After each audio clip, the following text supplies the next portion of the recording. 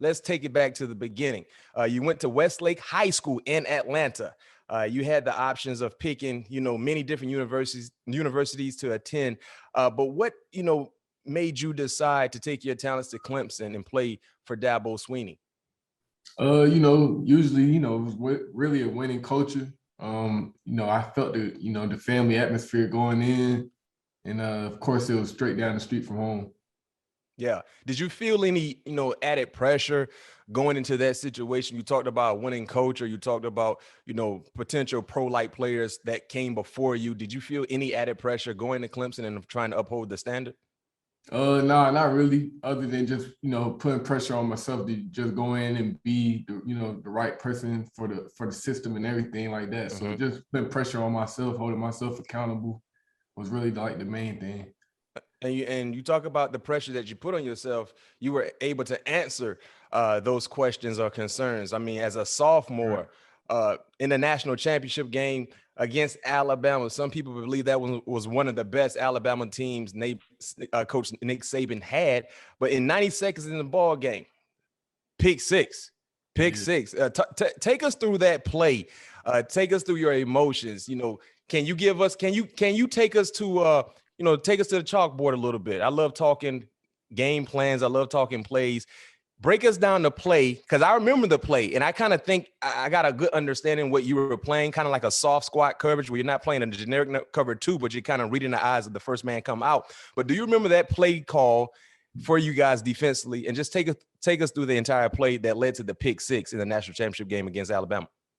Yeah, we actually was had that play on lock. So really just we was in some form of trap too. Do you remember the exact name of the coverage of the call? Yeah, I don't remember the exact name, because we had he had so many names and calls. So I know we was in a trap coverage to the field, and it was a blitz trap two coverage. Gotcha. And we knew whenever Judy lined up at two, at the slot wide receiver. Yeah, the slot. They wanted him to.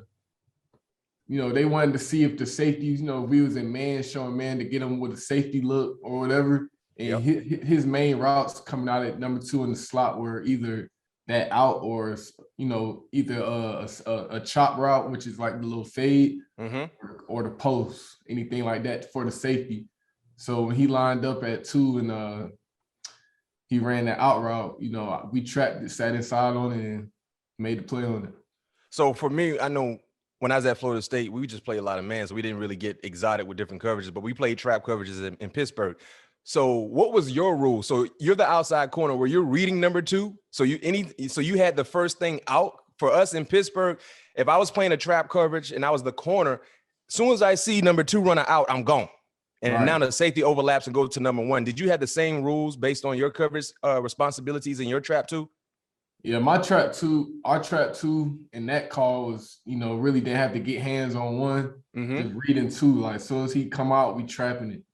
So I was already sitting inside of one. Usually in two, you sit outside of one and put hands on one or whatever. But in that call, I played inside of one, and was able to trap the ball, and right between number one and two.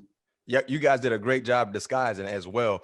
And I think that led to that big time opportunity for you. Me and Pat Peeve, we talk about this all the time on our show. We've had a lot of DBs, cornerbacks join us here on the show. And I tell people this all the time for fans that might have never played the game. You know what I mean? Anytime as a cornerback, as a defender, when you make a big play early in the ball game, you're going to have a good game. Yeah, it's up from there. It's up. It's all the way up. If you get your hands, like let's say the first series, you get your hands on a PBU or you get an interception, you already know what time it is. AJ, you intercepted the ball 90 seconds in the ball game, but when that happened, you felt like, oh, it's up from here. That's how you was feeling as an individual. Yeah, get that first spark in the game, especially early on. You already coming to the game where the anxiety, ready to make plays, just been waiting all week. And being able to make a big play like that on the big stage was definitely the juice we needed. Oh, no doubt. And you guys were able to dominate, Alabama like no other team has done, as I can remember. What led to the domination for you guys on just, executing on both sides of the football against the Crimson Tide at that time? Just playing as one. We like I said, we was waiting for that game. It felt like we had a whole series versus Alabama. Mm-hmm. Prior to me even coming my freshman year, they played them in the Natty, and the year before that, I think, and that was like the third one, back to back years. So just coming in, just knowing that, you know, this game was very, very important for us, and getting another shot on the big stage against them. You know, we all just dialed in on all phases of the game and just played our best ball. Now, and then the next year, you know, continued success in the regular season, got into the postseason, played against an all-time great LSU Tigers team that won the national championship. You know, what made them so good and kind of gave you guys some issues, especially defensively, knowing how well you guys have played on the defensive side? Yeah, you know, they had a good game plan, good scheme. Was able to, you know, stretches, you know, get the empty and motion the back and all that type of stuff they was doing, and just making the plays that was there for them. They made most of the plays, and you know, we had answers for them, but you know, we just couldn't stop it.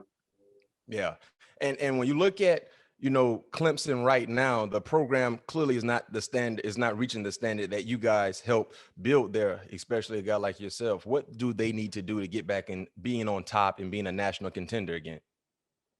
I feel like they just need to, like Coach Sweeney said, put their blinders on and just block everything out and just focus on, you know, everything. Because right now, I already know the talk is everybody just, oh, Clemson not this no more, Clemson not that. And they, you know, I know Coach Sweeney just keeping everybody having tunnel vision, just, you know, going forward.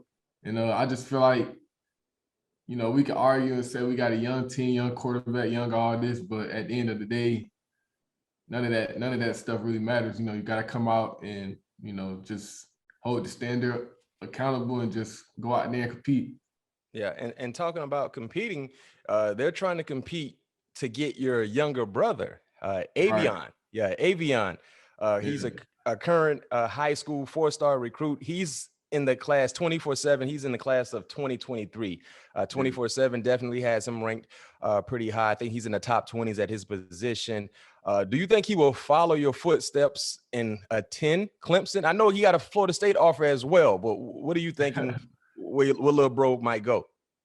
I don't know where he's gonna go right now, but you know, I always tell him, you know, of course Clemson got open arms for him, but at the end of the day, we got two different, you know, legacies. He ain't gotta, you know, the fam, my dad and everybody always preach like he ain't gotta keep the family tree going all the way through Clemson, but you know, Clemson definitely high. You know, I'm in his ear about it, but you know, it's his decision at the end of the day. Are you guys similar? You know, cornerbacks. You know, he plays a little bit like you play, or he's different.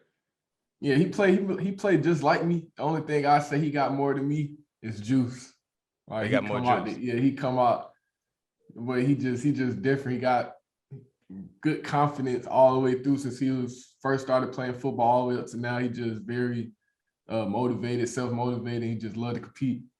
Oh, that's what's up. That's what's up. Well, let's see what happens. But we got open arms for him down in Tallahassee as well. So, you know, he ain't got to follow your footsteps and go to Clemson. You know, we'll take him down to Tallahassee. So make sure, I'm pretty sure he's aware of that.